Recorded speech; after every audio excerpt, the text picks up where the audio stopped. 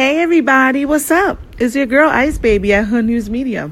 Thanks for tuning in to my review of Marriage Bootcamp Season 13, Episode 3. I want to shout out everybody out there in the world who's listening. I do appreciate you guys. I'm just a nobody, just giving my 2 cents on a show that I really like. And I hope you guys like it, because I'm going to continue to do it. And I'm just going to get right into it. This episode was probably one of my favorites so far. It's only episode 3, and I really love this show. And I love all of the things that the tools that Dr. Ish and Dr. V use with these couples in order for them to really get in touch with their feelings and the problems that they have, and for those things to be present while they're there. I really, really like the things that they're doing so far. And this particular one was, they had one part of the couple go into a confessional, like, it looked like, I'm going to say Catholic, but like a confessional room, not realizing or not knowing that on the other side of the confessional box, there was another member of the crew, the Marriage Bootcamp crew, another couple, member of another couple on the other side listening in. And each couple had to pretty much confess something that they wish they were able to say to their partner. And it was really, really interesting to see the vulnerability of the cast members on the show this episode. And, it was really interesting to see. And I'm just going to get right into it with Des and Chris. They're a couple that I think are from like The Bachelor or something like that, one of those dating reality shows. And when Des went in and she made her confession was that sometimes she doesn't always feel beautiful. She doesn't always feel sexy. She feels like all of her attention and everything like that goes to her child. And she never wants to be alone and not be without Chris. And for him, not to think that she isn't beautiful anymore and things like that. Because let me tell you, as a woman, as a mother, things change. We don't, God bless the women that, they're able to go ahead and have these babies and just, snap right back and just get right into the swing of things and look like they've never even had children before, and they're always kept together, and there's never a dull moment, and their makeup is always done, and their outfits are always fly, and they just seem to always have it together. God bless you guys. So, I wish you guys the best. I wish I had it like that, but I don't. And a lot of women don't. And, it's hard. It's hard for women to always feel their best when they're so tired. They're doing this, they're doing that. It's a never ending job being a mother. We don't regret having our children. It is hard to juggle everything and still feel sexy and still want to be intimate all the time and please our men and our husbands. So, it's hard. And I think a lot of women feel like Des in that situation where we don't always feel our best, and we don't want our significant other to have a wandering eye or want to lust for someone else instead of us. So, that was really, what can I say? I could relate. And I think a lot of women who watch this episode could relate to Des too. Chris is interesting. Chris his confession was he doesn't want to lose Des. And I thought it was interesting how, one doesn't want to lose the other and the other one doesn't want to lose the other. So I thought that was interesting. And I hope that works out for them. Kim and Win. Oh man, this was devastating. Kim went in the confession stating that she doesn't know if Win finds her attractive. They're in this, situationship, because they're in some sort of union and they've never been intimate, and she doesn't understand why. And She feels that Wynn isn't attracted to her. And it's interesting because Wynn has been very, very clear about him wanting a younger girl, and he likes the younger babes, and they have to be all bodacious, and you know, he comes off as a creeper to me, you know, and I get it, you know, if you're an older gentleman, you're an older person, you like young people, okay, but I just feel like he just comes off as a creeper. And it was really sad to hear Kim say that, you know, she doesn't know why, you know, they haven't been intimate. And it was kind of shocking to me because although that's the way he feels, and, you know, Kim is an older woman, and Wynn is an older gentleman as well. And for me to know how Wynn feels about wanting to have a younger woman, and for her to say that they've never been intimate, it kind of hurt me, because the first thing I said was, well, it's because you're not young and you're not bodacious the way Wynn wants his woman to be. So it hurt my feelings, almost as if it was me. And I don't know if anyone else felt that way, but, you know, I really felt for Kim. And then we have Wynn. He simply, you know, outright says that he's not turned on by Kim. And that just broke me down. I just felt like extra bad for Kim now. I'm just like, oh. You know, he just outright said that he's not turned on by her. He's not attracted to her. And even though it seemed hurtful, at least he was truthful about it.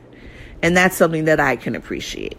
You know, it's not all the time that the truth makes us feel good. Sometimes the truth hurts, but I would prefer the truth any day out of the week versus you just lying to me and just trying to make me feel better. And deep down, you not feeling really the way you're saying that you feel. So, I mean, kudos to Wynn for keeping it all the way real and being honest. You know, people have to live in their honesty, you know, whether it's good or bad. You know, it's always best because it isn't fair to the other person at hand.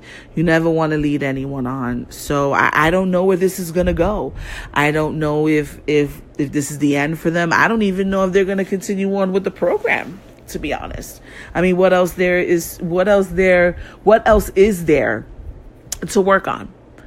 You know, she's saying we're not intimate. I don't think he's attracted to me. He's outright saying I'm not attracted to you. And, you know, you don't turn me on. So I don't know where that's going to go. It's heartbreaking. So I guess we'll see if this is the end or if they're going to stick it out. The next couple I want to talk about is Pauly D and Aubrey. Pauly D and Aubrey. What can I say? What can I say? With Pauly D and Aubrey, I don't know. I think Pauly D took into consideration what he learned in the last episode, and he really tried. He woke up, he made her breakfast, he cut out beautiful flowers for her that morning and gave her breakfast in bed. And one of the things she wanted to know was whether he worked out before or after he made the whole thing special for her with the breakfast. And he did his gym first. Like, he worked out first and then he did all that for her, and she had a problem with that. And I don't know how I feel about it. For me personally, if my husband or my man wants to work out before hooking my stuff up, I'm okay with that. I'm okay. It's all about the gesture, you know. I thought it was, kind of messed up, kind of like shot him down when, he's really trying, and he's trying to take in the tools that he's learning from the doctors and from Judge Toller, and he really tried, and he looked really happy doing it. It didn't seem like he was doing it like, oh, here we go, let me keep her happy and let me do this. It really looked like he genuinely wanted to do it, and he genuinely wanted to see a smile on her face. And for her to kind of like shit on him because he worked out before doing her breakfast it was kind of shitty. I felt bad for him, and I mean, I won't be surprised the next time he tries to do it, he really doesn't feel like doing it. Because there's always going to be something for her to say. There's always something that she doesn't like or she doesn't appreciate. And man, what else? It is what it is, man. Like, why would it matter?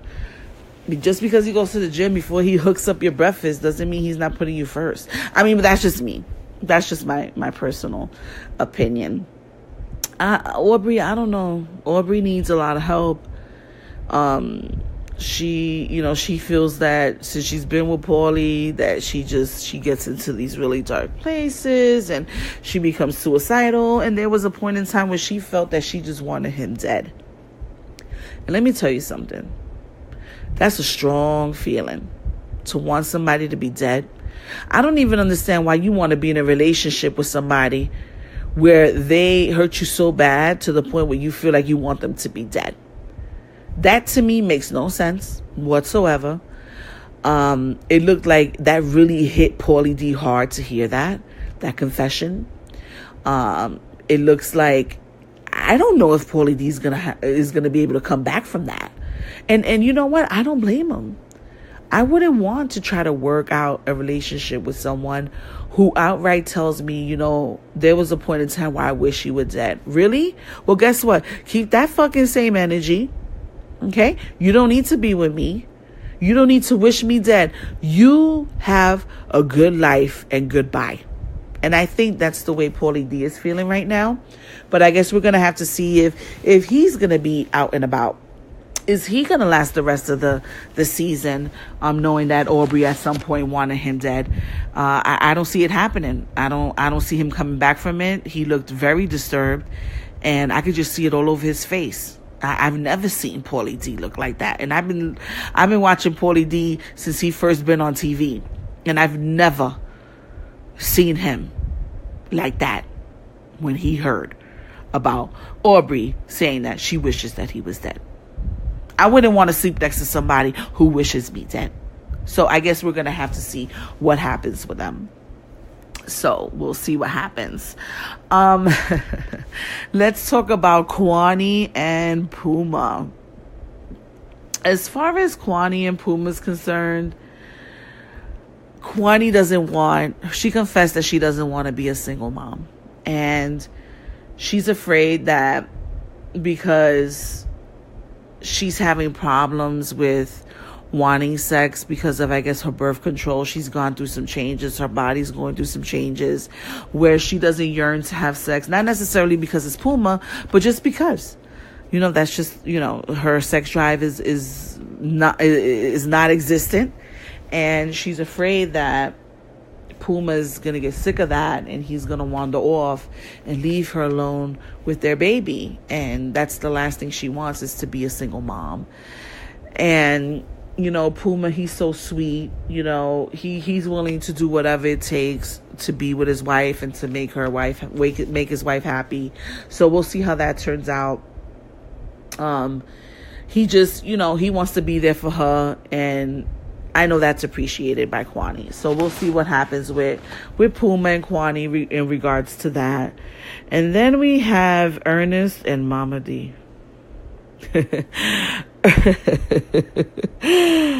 Ernest wants to know if Mama D had relations with her best friend who is also gay.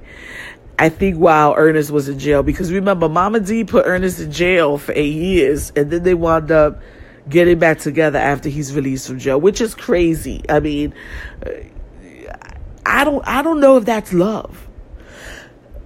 Excuse me. I don't know if you call that love. If my significant other puts me in fucking jail and I do time, I don't know if I'm going to come out of jail and be like, oh, I love you. I need to be with you. We need to be married. You put me in fucking jail. So that right there is just comedy in itself for me personally. I don't even know how that's happening. But it seems like Ernest wants to know if Mama D had relations with her best friend who is also gay. And Ernest says straight up, if it's true, then it's fucking over. He wants a divorce. Now, Mama D... Mama D gets butt hurt. She did not appreciate the fact that Ernest wants to know if she slept with her best friend who's gay, because that was insinuating that she's a hoe and she wasn't fucking having it. So she did admit that she did have a couple of relations while he was locked up. You know, that she did admit. They weren't married at the time, but she did admit that she had been with a couple of people while he was in jail, and he really didn't like that. But, by no means necessary did she have sex with her best friend who was also gay. And for Ernest to even ask that question of her, it really pissed her off. And it really sent them into the arguing and stuff like that. So that was funny to see.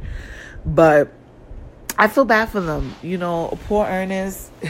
Mama D, she's a fucking stallion. And she wanted what she wanted and how she wanted. And you better get it to her, because if you don't get it to her, it's going to be a problem. So I'm interested to see what episode 4 is going to be about. This season seems to be very interesting to me. And I'm also learning a lot. I really, really enjoy watching this show, because not only am I watching other people learn about themselves, I find myself learning some things about myself too. And that's what I really get from this show. It's such a great educational show. It's entertaining, but at the same time, I do take in some of the tools, and so does my husband. And, I really recommend this show for anyone, who just wants to watch and try to get some insight on why people do things and why people feel the way they do, and how you could overcome some of those obstacles in your life. And I just really enjoy the show. Dr. Ish and Dr. V, they do such a great job with just, keeping everyone calm and just reeling people in who are, turning out of control. And they just do a wonderful job. And I really, really love the show. I just hope you guys keep on listening. That's it for the season 13, episode 3 review. I'll be back next week with some more, more of my ideas more of my ideas about the next episode. So we'll see what happens. I guess I'll see you guys next week. Thank you again for tuning in. It's Icy Baby from hoodnews@gmail.com. You can check us out, IG, Twitter, Facebook, YouTube, Spotify, Tumblr, Google Play. Check us out. And Podbean. That's where we're at. So check us out. And I'll come back next week and talk some more about marriage boot camp. You guys have a good one. Peace.